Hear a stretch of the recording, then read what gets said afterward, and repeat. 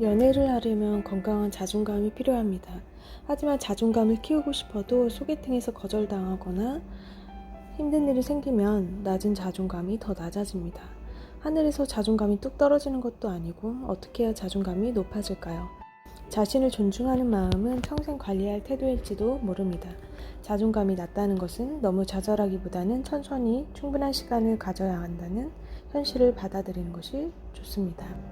자존감을 높이려면 뭔가가 쌓여야 합니다. 긍정적인 평가를 통해 긍정적인 감정이 쌓여야 하는데 주위 인정을 통해 쌓는 것은 어렵습니다.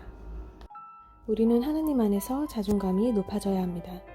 이 세상의 모든 것을 주관하시는 그분이 나의 아버지시고 나를 위해 일하신다는 생각으로 하나님 안에서 높은 자존감을 유지해야 합니다. 그러기 위해서 하나님과 삶 속에서 언제나 동행하고 기도하며 살아가야 될 것입니다.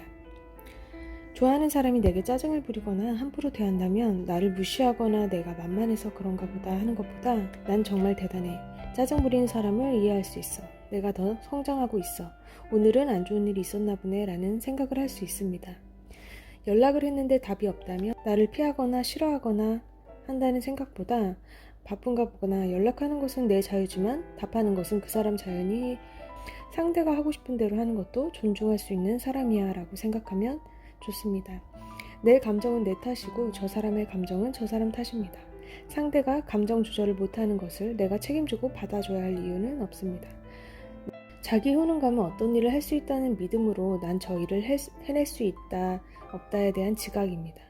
내가 딴 건 몰라도 정리는 잘하지. 정리에 대한 효능감이 있을 수 있고 요리에 대한 효능감이 있을 수도 있고 연애가 안 풀리는 원인은 전반적으로 자기 효능감이 낮아서일 수도 있습니다. 일이나 운동 다른 것들은 잘하는데 연애만 힘들다고 하는 사람들도 있습니다. 자기 효능감은 높지만 연애에 대한 효능감이 낮은 것입니다.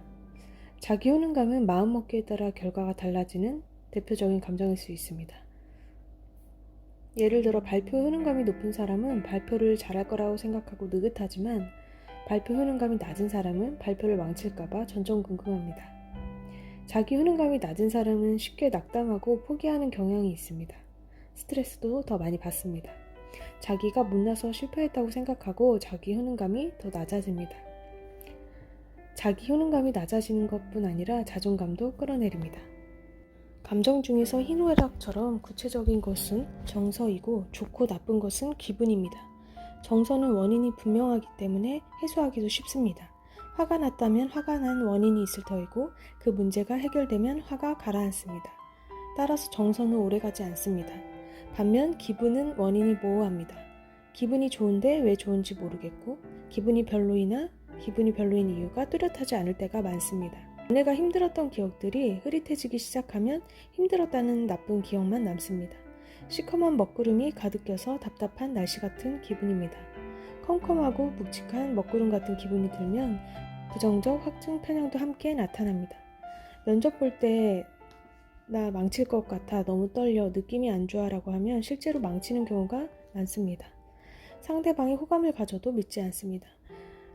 카톡을 씹거나 상대방 반응이 안 좋으면 거봐 내가 이럴 거라고 했잖아, 내가 잘 될 리가 없잖아 라고 생각하며 예측이 맞았다고 생각합니다.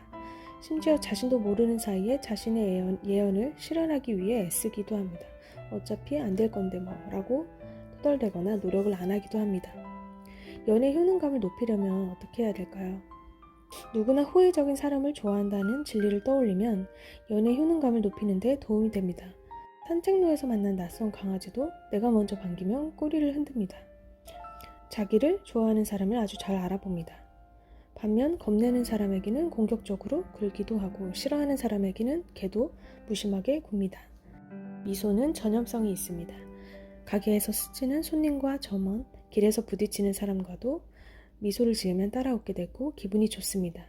나를 노려보거나 뚱하게 구는 것보다 나를 좋아하는 듯한 제스처가 좋을 수밖에 없습니다. 이성으로서 나에게 관심을 주면 좋겠지만 어쨌든 내가 호의적이면 상대도 호의적일 것이라는 사실만 기억해도 연애가 어렵게 느껴지진 않을 것입니다.